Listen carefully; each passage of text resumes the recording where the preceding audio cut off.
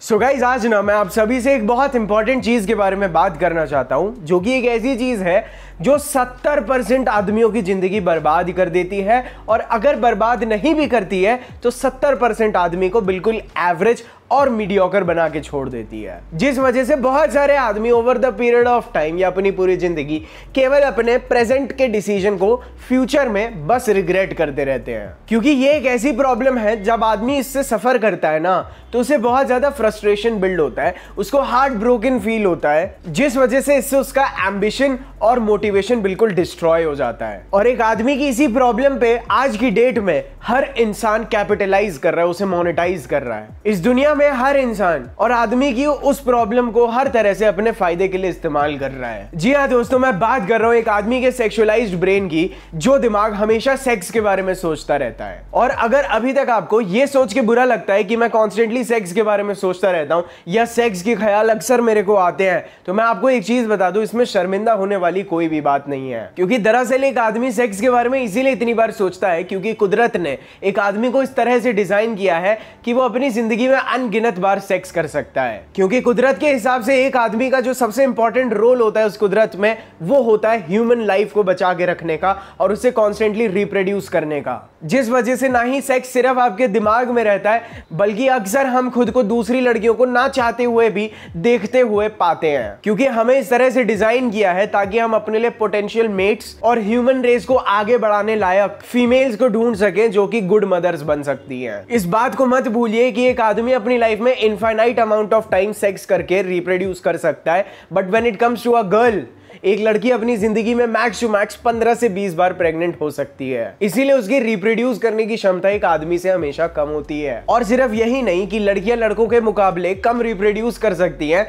बल्कि लड़कियों की सेक्स लाइफ लड़कों से ऑलमोस्ट आधी होती है, जहां पे approximately most of the girls 45 की एज के आसपास आते ही उनको मेनोपॉज हिट कर जाता है, जिस वजह से वो और रिप्रोड्यूस नहीं कर सकती। तो उनकी लाइफ में उनके पास बहुत लिमिटेड समय और बहुत लिमिटेड अपॉर्चुनिटीज रहती है मेट करने के लिए। इसका एक सबसे बड़ा प्रूफ है कि लड़कियां अपने मेट्स को बहुत ध्यान से सिलेक्ट करती हैं, और एक आदमी को जो दे दो वो उससे काम चला ले। इसीलिए कहावत है कि एक आदमी अपने से कम अच्छी लड़की, यानी जो उसके जितनी अच्छी नहीं हो, उसके साथ भी एक खुशहाल जिंदगी बिता सकता है। लेकिन एक लड़की के माइंड में हमेशा एक ख्याल होना चाहिए कि वो अपने बेस्ट मेटिंग ऑप्शन के पास है, अपने लिए उस मर्द के पास है जो कि उसके लिए सबसे बेस्ट है, ताकि वो आदमी उसके ऑफस्प्रिंग्स यानी उसके बच्चों को भी प्रोटेक्ट कर सके। तो हम आदमियों के माइंड को मदर नेचर ने इस तरह से डिफाइन किया है कि whenever we think about sex, हमारा एक रिवॉर्ड सिस्टम उससे लिंक्ड होता है, जो कि हमें हैप्पी हार्मोन्स देता है, जिसकी वजह से हम और ज्यादा मोटिवेट होते हैं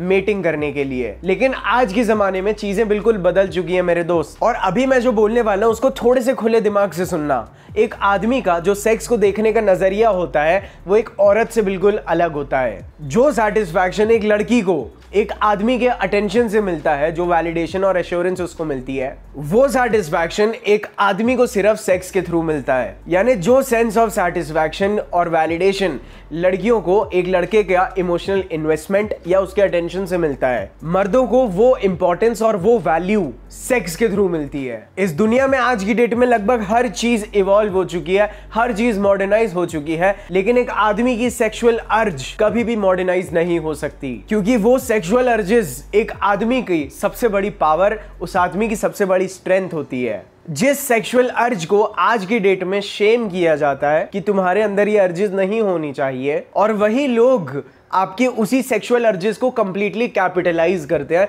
यानी उससे पैसे कमाते हैं। मुझे सोच के हैरानी होती है कि एक आदमी की जो सेक्सुअल एनर्जी है, जो कि इस दुनिया को आगे बढ़ाने में इक्वली इंपॉर्टेंट है, उसको बुरा बता के उसी को इस्तेमाल किया जा रहा है। फॉर एग्जाम्पल, आप देख सकते हैं किस तरह से आज की डेट में most of the social media platforms केवल एक सॉफ्ट पॉर्न प्लेटफॉर्म्स बन चुके हैं, जहां पे सोशल मीडिया आपको वो हर चीज दिखा सकता है जो कि पॉर्न की कैटेगरी में नहीं आती। जैसे इंसानों के प्राइवेट पार्ट्स, फॉर एग्जांपल एक आदमी का पीनस, एक फीमेल की ब्रेस्ट में मैं बोलूंगा स्पेसिफिकली निपल्स एंड उनकी वजाइना। बस ये तीन ऐसी चीजें हैं जो कि दिखानी अलाउड नहीं है, बट अनफॉर्चुनेटली इन दो तीन चीजों को छोड़ के हर चीज को आज की डेट में सोशल मीडिया पे पाया जा सकता है एक आदमी के अटेंशन को हुक करके रखने के लिए और उसकी उसी पावरफुल सेक्सुअल एनर्जी को यूज यूज करके उस आदमी के फ्यूचर को डिस्ट्रॉय करने के लिए और अपने चंद एड्स को दिखाने के लिए। और यही सोशल मीडिया प्लेटफॉर्म्स लड़कियों को अटेंशन दिलवाता है, जिस वजह से वो लोग और ऐसी हरकतें करती हैं और सोशल मीडिया को मिलता है भर भर के एंगेजमेंट। और पॉर्न साइट्स आज की डेट में कितनी ज्यादा पॉपुलराइज हो चुकी हैं, मुझे सोचते हुए भी शर्म आती है कि एक टाइम ऐसे था कि भाई साहब ठीक है, कोई फॉरेन की बहुत ज्यादा बोल्ड मॉडल होती थी तो उसके लिंक इन बायो में आपको ओनली फैंस का मिल जाता था, लेकिन आज की डेट में अनफॉर्चुनेटली हमें इंडियन सोसाइटी में भी ये चीज होते दिख रही है, जहां पे सोशल मीडिया को हटा के ऐसे प्लेटफॉर्म्स बन चुके हैं जहां पे लड़कियां अपने नूड सेल कर सकती हैं एक छोटा सा कमीशन देके जो उसे उस प्लेटफॉर्म को देना होता है, और आदमी की जेब से पैसा भी निकाला जाता है और उसका अटेंशन भी और उसका टाइम भी। और ये सब चीजें इसीलिए हो पा रही हैं क्योंकि आदमी के अंदर टाइम टू टाइम वो सेक्सुअल अर्जेस आती है। और गाइस, वीडियो में आगे बढ़ने से पहले 2 मिनट एक बहुत इंपॉर्टेंट सवाल का जवाब दे देता हूं। मुझसे कई सारे लड़के पूछते रहते हैं कि सार्थक भाई, हमें बहुत लो ऑन एनर्जी फील होता रहता है, हमारे अंदर स्टैमिना फील नहीं होता या कुछ भी करने की जल्दी इच्छा नहीं होती है, ना हम जिम जा पाते हैं, ना हम मसल पुट ऑन कर पाते हैं। तो मैं आप सभी को एक चीज बताता हूं, एक आदमी के अंदर इन चीजों का होना एक बहुत बड़ा साइन हो सकता है लो टेस्टोस्टेरोन का। और आज की डेट में जिस तरह से लड़कों को सेक्सुअल प्रॉब्लम्स बहुत अर्ली स्टेजेस में आ रही हैं, इन्हीं चीजों को बिना साइड इफेक्ट के सॉल्व करता है मैनश्योर का टेस्टोस्टेरोन बूस्टर। मैनश्योर का टेस्टोस्टेरोन एक 100% नेचुरल एंड आयुर्वेदिक सप्लीमेंट है जो कि over the period of time आपके टेस्टोस्टेरोन लेवल्स को बूस्ट कर सकता है, क्योंकि इसमें आपको वो सभी एलिमेंट्स मिलते हैं जो कि आपके टेस्टोस्टेरोन लेवल्स को रिस्टोर करने में बहुत एफिशिएंट है। फॉर एग्जाम्पल मैं आप सभी को बता दूं, इसमें आपको मिलता है गोखरू बाड़ा, ताल मखाना, सफेद मूसली, वान्या कहू, जीवंती, अश्वगंधा, कॉच बीज, उतंगन बीज जैसे ऐसे सभी प्रीशियस और रेयर हर्ब्स हैं जो कि आपके टेस्टोस्टेरोन लेवल्स को पीक कर सकता है। लेकिन याद रखना, ये कोई मेडिसिन नहीं है। अगर आप इस प्रोडक्ट को यूज कर रहे हैं देन आपको इसे over a period of time use करना होता है to see its actual results. इसका लिंक आप सभी को नीचे डिस्क्रिप्शन में मिल जाएगा। Make sure that you check out ManSure's testosterone booster. तो गाइज, अब हम लोग वीडियो में आगे बढ़ते हैं। अब ठीक है गाइज, मैं मेल सेक्सुअल अर्जेस को जिस तरह से हम लोग आज की डेट में देख सकते हैं, इतना खतरनाक हादसा हुआ है, मैं इस पे जनरली इसीलिए कुछ नहीं बोल रहा था और अभी भी कम से कम बोलूंगा। और मैं तो खुद बोलता हूं कि मैं गलत बोल रहा हूं या मैंने ये चीज कहीं पढ़ी थी, लेकिन मैं इस चीज़ के बारे में नहीं बोलना चाहता था क्योंकि मुझे डर था कि कहीं मैं ज़्यादा ना बोल दूं। लेकिन आज की डेट में अभी हमें जो हाल ही में इतना कोलकाता वाला इतना बुरा हादसा देखने के लिए मिला है, जिस वजह से बहुत सारी लड़कियां आके मेरे कमेंट सेक्शन में बोल रही हैं कि तुम आदमियों के अंदर यही चीज़ें प्रमोट कर रहे हो। अब आगे जो मैं बोलने वाला हूं ना, उससे पहले मैं आपको ये बोल देता हूं कि इस वीडियो को और वहां पे जो कांड हुआ है, जो कि बिल्कुल भी नहीं होना चाहिए था, इन दोनों चीज़ों को बिल्कुल अलग रखो। मैं देख सकता हूं काफ़ी सारी फेमिनिस्ट इस हादसे के पीछे पेट्रियार्की और मैस्कुलिनिटी को दोष दे रही हैं और इसी चीज को वो लड़कियां भी कैपिटलाइज कर रही हैं, सबको ब्रेन वॉश करके। लेकिन मैं आप सभी को एक चीज बता देता हूं कि ये हादसा हुआ ही है due to lack of masculinity, जिसने उस आदमी को ये हैवानियत पे उतारा कि उसने ऐसा हादसा किया है। मेरा गोल हमेशा से ये रहा है कि मैं स्ट्रॉन्ग एंड पावरफुल मैन बना सकूं जो कि सही रास्ते को चुन के एक लीडर बन सके, क्योंकि ये हैवानियत इस दुनिया से कब जाएगी हमें नहीं पता। लेकिन याद रखना, अगर मैं स्ट्रेंथ और डोमिनेंस जैसे वर्ड्स यूज कर रहा हूं, वो मैं इसीलिए कर रहा हूं ताकि आपकी जो बेटर हाफ है या जो लड़की आपसे प्यार करती है उसको कॉन्स्टेंटली एक एश्योरेंस रहे कि मैं एक ऐसे आदमी के साथ हूं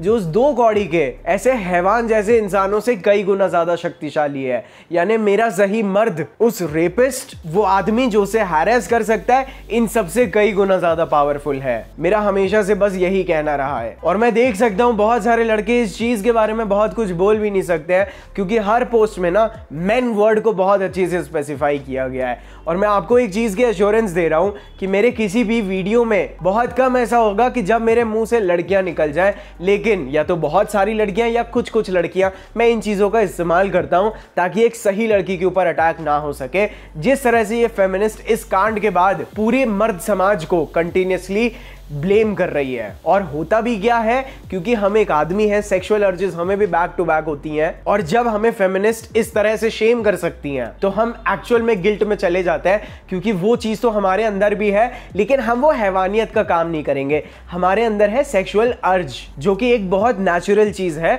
but we know what is right and what is wrong. And trust me, masculinity या मर्दानगी is all about self control, जहां पे आप एक्चुअली खुद को भी सैक्रिफाइस करते हो ये बोल के कि ladies and kids first, let us die, जहां पे आपके इमोशंस पे इतना ज्यादा कंट्रोल होता है कि एक मर्द की लाइफ भी इसीलिए कम होती है कि वो अपनी लाइफ को सैक्रिफाइस कर सके अपनी फैमिली के लिए, बस फेमिनिन को प्रोटेक्ट करने के लिए। लेकिन इस कांड में उस चूतिए के पास बिल्कुल भी मैस्कुलिनिटी नहीं थी, इसीलिए उसके पास अपनी उस लस्ट को कंट्रोल करने का कोई भी तरीका नहीं पता था। और याद रखना, rape is the weakest thing a man can do, क्योंकि रेप से हमें बस यही समझ में आता है कि उस चूतिए से एक भी लड़की अट्रैक्ट नहीं हो पाई, या एक भी लड़की उसे कभी भी हाउ ग्रेट वो हो सकता था उसे महसूस नहीं कर पाई, और वो अपनी इसी लैक ऑफ मैस्कुलिनिटी की वजह से किसी भी लड़की को ना ही इंप्रेस कर पाया, ना किसी लड़की को अपने साथ रख पाया, इसीलिए उसने ये घिनौनी हरकत की है। और मैं पूरे दिल से चाहता हूं कि ऐसे आदमी को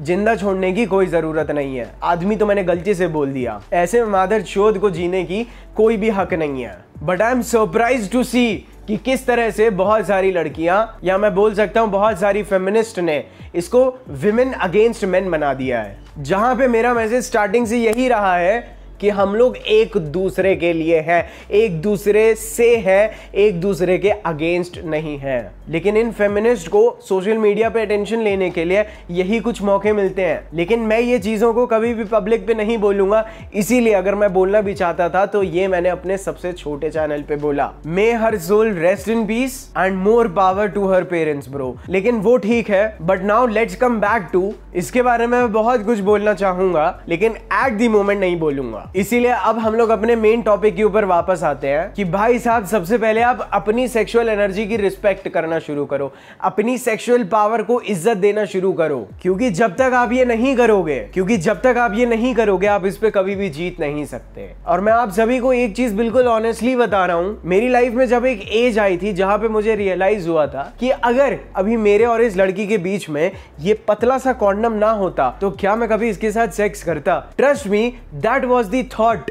जिसने मुझे एक्चुअल में मेरी वैल्यू याद दिलाई। उस दिन मुझे समझ में आया कि दरअसल एक लड़की में देखना क्या होता है, और मुझे मेरा पर्पस मिल गया that I have to teach men that what kind of a girl they are supposed to be, और उस तरह की फेमिनिन लड़की को पाने के लिए how they have to become masculine। अब भाई देखो, इस प्रॉब्लम को सॉल्व करने के लिए मैं आपको आपकी सेक्सुअल अर्जेस को शेम करके आपको थोड़ी देर बुरा लगा के, ताकि आप आने वाले कुछ 2-3 दिन या एक हफ्ता या एक महीना अपनी उन सेक्सुअल अर्जेस को खत्म कर दो और वापस वही कर दो। मैं उनमें से नहीं हूं, मैं कभी भी आपकी उन सेक्सुअल अर्जेस को खत्म करना नहीं चाहता, क्योंकि अभी आप जब इन चीजों को गलत तरह से सप्रेस करने की कोशिश करो या फॉर एग्जाम्पल आप नो फैप जैसी चीजें करोगे, then after a period of time एक दिन हर आदमी की लाइफ में आता है जहां पे वो उस चीज को कर ही लेता है। एंड ट्रस्ट मी, उस समय आप 100 से 0 1 सेकंड में हो जाते हैं। एंड ट्रस्ट मी, मैंने भी अपनी लाइफ में नो फैप फॉलो किया था, लेकिन जब मेरी कुछ 20-25 या 1 महीने की स्ट्रीक टूटी, उस पूरी रात में मैंने 1 महीने का कोटा एक साथ पूरा कर दिया था। तो मेरे हिसाब से this doesn't make any sense, क्योंकि ये उस प्रॉब्लम को सॉल्व करने का एक टेम्परेरी तरीका है। और ना मेरा इस वीडियो के थ्रू ऐसा कोई ऑब्जेक्टिव है कि मैं आपकी